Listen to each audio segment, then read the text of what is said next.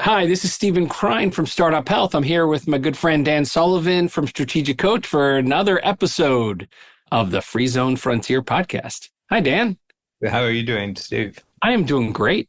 It's fall 25. I don't like to date these too much, but I'm great. There's a lot of chaos in the world, but not in my head. I was really excited an hour ago or 2 hours ago when I got your email with your latest book. And I thought that would be a terrific topic for this episode because if you could elaborate a little bit on not only what the book is titled and what it's about, but why you wrote it. Yeah, well, the book is called Always More Ambitious. It's just a thought that has really struck me over the last year. I was asked a particular question at a big event that we had in Nashville, Tennessee last year. A longtime strategic coach client, but not with me. So this is a person who has been coached by other coaches in the strategic coach program. And he just asked me about the fact that I was ambitious at 80. The event coincided with my 80th birthday, so that was a topic of discussion. And, I feel very ambitious at 80. And he said, "You're ambitious at 80, so what are you going to be ambitious about when you're 90?" And without too much thought, I said, well, my goal is that I'm going to be more ambitious at 90 than I am at 80. And, I wasn't just being glib about that. It was a serious question, and I tried to give a serious answer. But afterwards, after we had talked for a few minutes, I wandered away and I said, that's a really interesting topic. That's a really interesting idea that I just answered with. And it really struck me that a lot of people think about ambition like it's a gas tank you get when you're born, and people get different size ambition tanks. So there's great inequality. It seems to people that there's great inequality with ambition. But even the people who get a big tank, they have a fear when they get to 40, 50 years old that they're going to run out of ambition because ambition is like electricity and their power is going to get cut off. And then they start thinking about retirement so they can bow out gracefully and hopefully they've got a solid foundation, financial foundation when they quit. It really struck me because I've got a lot of entrepreneurs now that are 20, 30-year entrepreneurs, and they're doing top-notch stuff, the top stuff that they've ever been doing, and they're in their 50s, 60s. You're in your late 50s. And Mid-50s, just mid-50s. 55. Yeah. It's all young to me, so. I know. So anyway, what if it's not a gas tank, it's actually a muscle? And like any other muscle, if you really challenge it with resistance, with new challenges, with new things, that the ambition actually grows like a muscle does. We know that geriatrics who can not get out of bed, if you give them weight training, they can grow a lot of muscle in a very short period of time. And I think ambition kind of works along the same principle. So that's the idea that I've been playing with for about a year. And then at a certain point, I said, why don't we just write a book about it, which allowed me to go deeper into the subject. And then I started creating some exercises around it and just got better and better as I went along. I did an introduction to new people coming into the program yesterday. And I said, strategic coach is where already ambitious entrepreneurs become more ambitious. And it just seemed like a really good positioning statement. Yeah. And are surrounded by other ambitious entrepreneurs. Yeah. And that's the reason why they become more ambitious is because they're surrounded by other ambitious entrepreneurs. Yeah. Well, I think there's another thing that I don't want to walk past here, which is you wrote this at 81 years old. Yes. And as we were talking about your impetus for this book being written was the conversation you mentioned another entrepreneur in your program who was 65 when he came in, and what his plans were at 65 when he entered the program and what ended up happening over the subsequent 8 or 10 years. So I would love to kind of pick at a little bit, could you have written this book when you were 50 or 60? And maybe how might it have changed writing it at 81? No, I don't think I could have because I hadn't zeroed on this as a particular topic, One is that, I've always pushed longevity in the program, that you can live a lot longer then you can. And if you knew that you could live an extra 20 years beyond what's normally considered, a lifetime, and you had that. And of course, we have the exercise, the lifetime extender in the program. But I never put the two thoughts together. It's only been within the last 12 months that this has become front and center. So I have 5 things that I came up with. The first one was that ambition is a capability and you can grow it as you get older.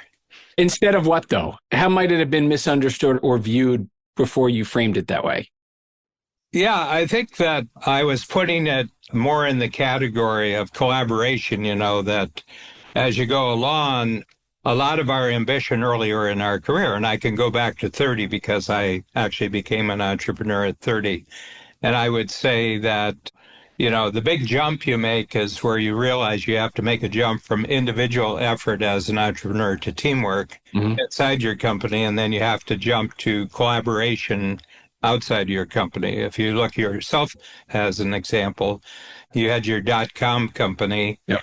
And then you did well with that, and your timing was very good, and you were a success. You were a success at 30, such that it gave you a lot of thinking time. You bought back a lot of thinking time, and then you started to zero in on creating a knowledge network, and then you move that into startup health. But it wasn't so much about individual effort. You were creating a network where there was a lot of talent in it. And we've seen that over and over again in Strategic Coach in different industries, in different fields. But we are always saying as the years go by, you have to make it less and less about yourself, and you have to make it more about who, not how. But I hadn't really zeroed in on this central thing of ambition. Yeah. And I think it's probably my own experience that I was noticing when I hit 70, I was more ambitious than 60. And when I was 80, I was more ambitious than at 70. So I was living a particular experience that was proving for myself personally just how the world in front of me was not getting smaller, it was getting bigger. Yeah. So I know you're likely older than most of your clients. I don't know if you have anybody older than you. I've got 2 or 3. 2 or 3 older than you? Yeah, yeah. And so what does it mean to you to be a role model for ambition? Forgetting about a role model for so many other aspects of your entrepreneur, but how do you think about it from the perspective of your impact on your clients and your collaborators? Yeah, I'm really conscious of it, I would say, since about 70. I made it through the 60 to 70 decade, and that's where there's a lot of pressure that is supplied because a lot of people your age are actually bowing out at that time. And you're probably seeing it too. Yeah, starting to. There's a lot of headwinds between 60 and 70 just in terms of social feedback. And you go to social events and you talk about your plans and they say, why are you still doing this? And when's enough?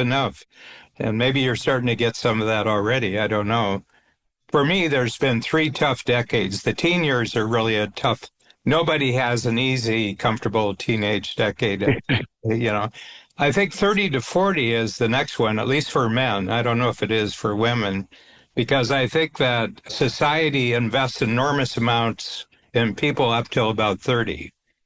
It's kind of like muscle. We grow muscle until 30, but after 30, we don't grow any muscle.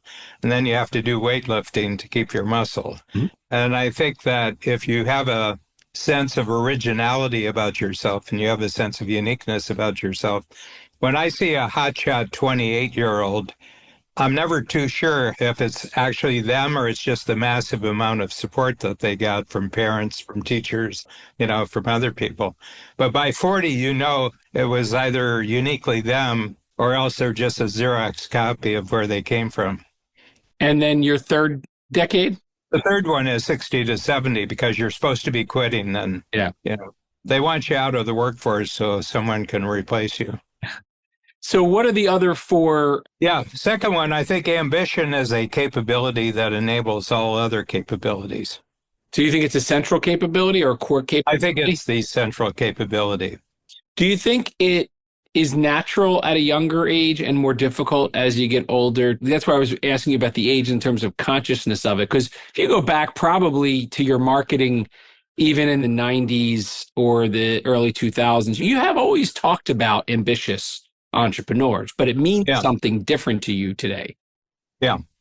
Yeah. I mean, I think one thing that's only become clear to me recently why people stay in the program for such a long time.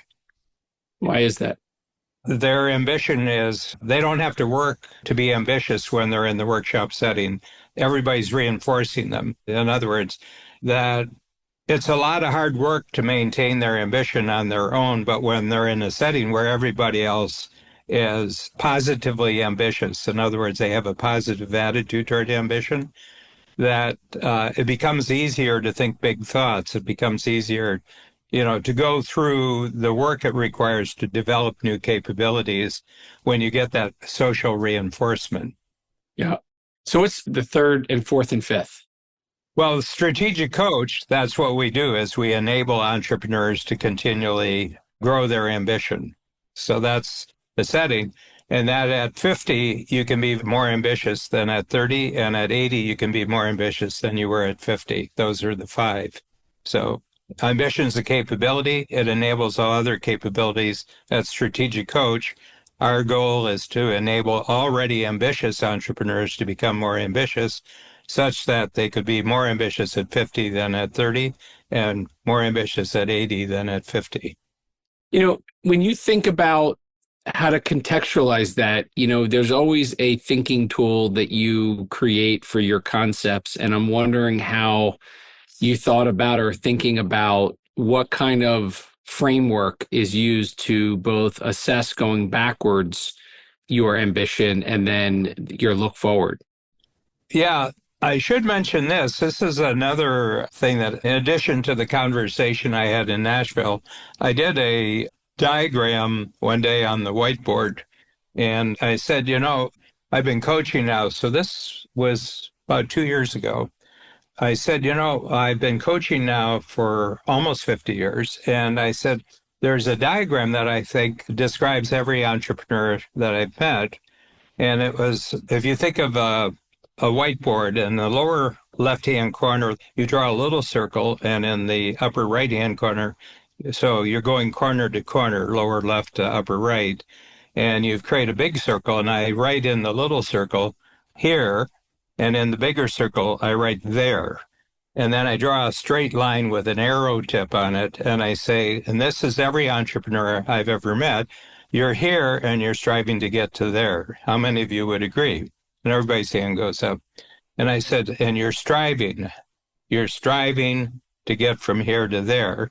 When you were 10 years old, you were striving to get from here to there. At 25, you were striving. You're at 40, striving. At 60, you're striving to get from there.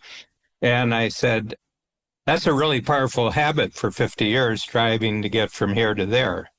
So what I'm saying is, do you ever think you'll get to there since you got a 50-year habit of never being there? So I said, what if we could actually take the here and put it in the middle of the there, the middle of the there. You're here, but you're actually there too. And that you're actually there, and now you're just going to expand your there. I remember we got this great guy. He's from Sacramento, Chris Johnson. He's in Free Zone, but I think he comes to a different workshop than you do. He's really great. He's an amazing guy. He had two companies when he started. One of them was Instant Ramen. He won on Shark Tank, and he created Instant Ramen, the sort of noodles. Yeah. And it was ready in 60 seconds. And then he had an instant ramen maker and everything else. And he was making money, but he hated the business. It was retail product business. And he was trying to get it into Walmart. And he was trying to get it into Costco. And he could, under the conditions that he makes no money. So in other words, he would get a big check, but the check it required to get it there just drove him crazy. Yep. That was one business. His other business was that he was a talent hunter for engineering and architectural companies. And he loved it. He loved it. And the way he did it is that part of the deal was you paid an annual fee, not all of it up front, but you paid an annual fee. And one of his people was in your company. And he would always be asking, well, who's next you get? So his company was always directly in contact with your company. They would constantly say, now, 6 months from now, the way you're growing, you're going to need somebody. So that he would generally be addressing the need about 6 months before a normal headhunter organization would do. And then he's really bright. He created an AI telephone program. It's just an amazing telephone program. You listen to the voice, and it's a woman. You can't quite tell. It's sort of like a Southern voice, but not quite Southern. And it seems like she's from someplace else, but she's American. And it's totally cold call. They fire out cold call after cold call. And she says, I'm just wondering if you're right now looking for a different position. The person says, yeah. And she says, well, I just wonder if I can set up just a 10-minute phone call with you where we can just explore what you're looking for. We have openings tomorrow morning at 10 o'clock. We have one at 3 o'clock, or the day after we have it at 10 o'clock. Would that be possible for you to do that? The guy says, yeah. He says, okay, which one would you like? Tomorrow at 10, tomorrow at 3, or the day after? I said, last one.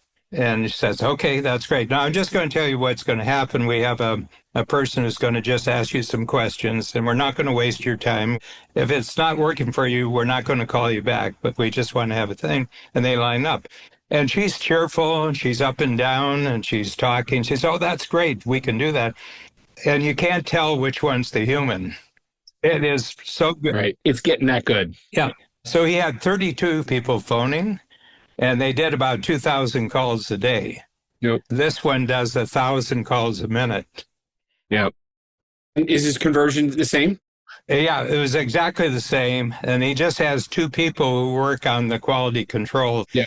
Now, when they have the 10-minute call, yeah. the person who actually interviews is actually an AI program. It's an AI too, yeah. Well, let me ask you a question, because, you talk about ambition as a capability. The reason I told you that story is that I showed him the diagram of the little circle and the big circle. Yeah. He says, whoa, whoa, whoa, like that. He said, oh, that's me. That's me. You're telling me that I'm just never going to get to there? Or no, I said, I'm just drawing a diagram and you're responding to the diagram. But when you align them from being apart, was that for him the big breakthrough? Yeah. And he says, that means I can be both ambitious and contented. And I said, yeah. Yeah. It's a great vision. I said, would that be a big breakthrough if you could be both contented and ambitious? Yeah. Because the reason entrepreneurs don't like being contented, because it's at the price of their ambition. We had this conversation with a group of friends last night who I think when I had, prior to framing it from ambition, I thought about it as purpose or mission. And I'm wondering why that's such a challenging place for an entrepreneur to be, which is when you feel like you have lost your ambition and it feels so out of character for you when you've been doing it your whole life. How do you think about that from the perspective? What's the difference between ambition and purpose? And how do you contextualize them against or alongside each other? Well, one of them is a socially acceptable word and the other one isn't. Ambition is like having dirty pictures. How so? Well, it's not an acceptable topic in social discussions, about ambition. My feeling is purpose is a way to cleanse ambition. I want to solve world hunger and everything else. Yeah. No, it isn't. You just want to be excited with a future that's bigger than your past. That's all you want to do. But there's just enormous headwinds. The document I sent you where it has the 10 points of the headwinds that people face with ambition, and how a strategic coach solves each of the 10 headwinds. I went home for a family reunion in June. I have a sister who is 90 years old. I was there, and I have 4 brothers who are retired, 4 of them. And the question is, why are you still doing it? And I'm clearly, the most successful sibling in the entire family. I mean, 6 of you? Yeah, there's 6 of us now. 1 is dead. And I have sister 90, brother 88, brother 86, and then a brother 72 and a brother 70, and I'm in the middle there. But they're all they're out of the game. But I'm surrounded day in, day out by ambitious people. Yeah. They're not. Yeah. Yeah. So talk a little bit about the headwinds. You think people don't like to talk about their ambition or they're ambivalent about Yeah. talking about ambition. What have you found in the community that is true?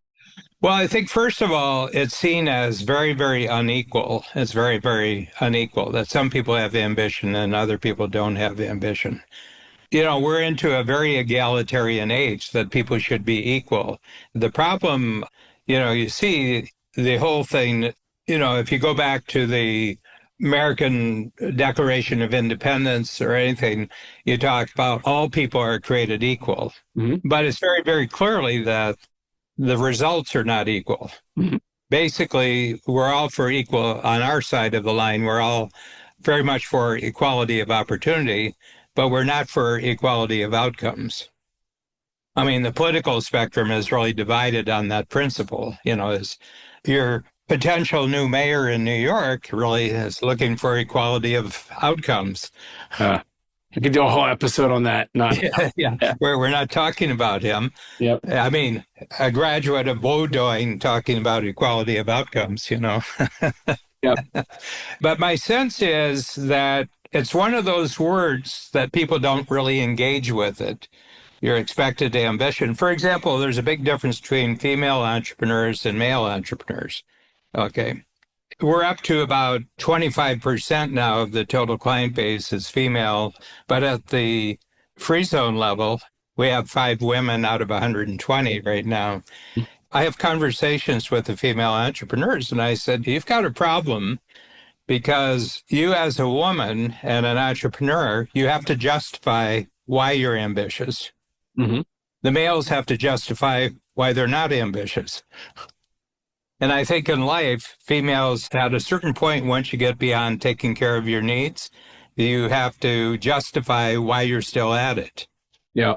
So is your belief that the book, obviously it's written for and to entrepreneurs, but is it anything that anyone should care about outside of the universe of entrepreneurs they surround themselves with or their teammates that they collaborate with?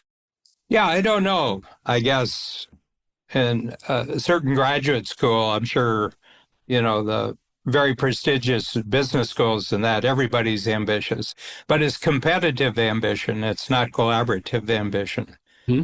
And I think that's the other thing is that people don't want to talk about it because they're in extremely competitive environments. Yeah. You know, So let's bridge that to the free zone community yeah, because the free zone community is all about collaboration, not competition. And it's also about staying in your own unique ability or unique capability. So what do you think's true about ambition in collaborations? yeah. Well, it's really where you're putting two ambitions together to create a new third thing.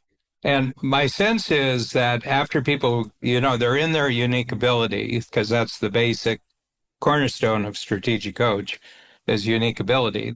You might as well not be comparing yourself to other people because you have everything you need to grow, so you don't have to beat somebody else to do it. If you just focus in on your unique ability and surround yourself with a network, you're just going to grow. Okay. There's nothing outside of your company that's going to stop you from growing if you focus on unique ability and unique ability teamwork. But you're going to get to the point where your company is so good and it's constantly growing that you're looking to put it together with some other completely different kind of capability of another company to create a third thing. John Bowen, you've met John. Yep. Yeah. Well, we're bringing out a book. It's ready to go to Hay House right now. We wrote a book over the last 6 months, and it's called The Greater Game. Okay. And it's what's possible now, especially since AI has come on the scene, of how big a game can entrepreneurs actually play. Yeah. Well, John is a coach. He coaches entrepreneurs. His are all high-level financial advisors who generally have clients like family offices. Okay. Mm-hmm. So we put it together, and John just has enormously greater reach than we do because he just knows hundreds of thousands of financial advisors and all the big financial companies that have these people as agents or they have them as independent Mhm. operators. And we put this together, and it was just so easy to put it together. And I'm really good at framing the topic, so I frame most of the book. John's a good writer, so he did a lot of the writer book. But I created a lot of the framework for the book, what the topics are for the chapter and that, because I'm used to doing it. Every week of my life, I'm creating a chapter for a book, so I'm really good about it. And it's just going to be an amazing big success next year. And I'm doing the one with Jeff Madoff, the casting not hiring, because, he really knows the theater world. So that's a capability that I have that he has that we can put together. And so I think when you get to the point, and you're at the point now, you've created this massive capability called Startup Health. I mean, there's nothing like it on the planet. You've Yep. created this, and you've created a whole structure of how you bring them on, how you get them to work with each other. You have them collaborating with each other. And it's just that when you're so confidently successful with a capability that you do, it's very, very easy to take that capability called your company and join it with a capability of another network out there to expand the reach and the impact of what you're doing. Yeah. The filter that I think's interesting to integrate into this conversation as it relates to ambition is it's probably a muscle that you want to see in whoever you collaborate with as well. I think it could be relevant for choosing spouses. I think it could be relevant around choosing other kinds of business relationships or personal relationships where you want to match up with somebody who is either equally ambitious or feeds your ambition or isn't you're inspired by their ambition. Is that how you would think Yeah, about it? yeah, you don't want friction.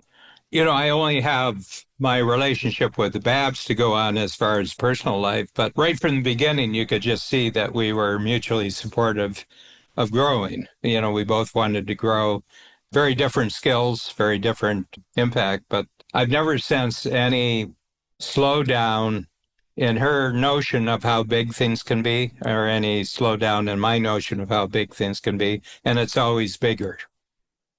Steve, I think we've reached a good breaking point here for the first part of this podcast, and there's a second. So I really, really appreciate your questions, and we'll now continue the discussion with a lot more interesting dimensions of it when we come back for number two. Fantastic.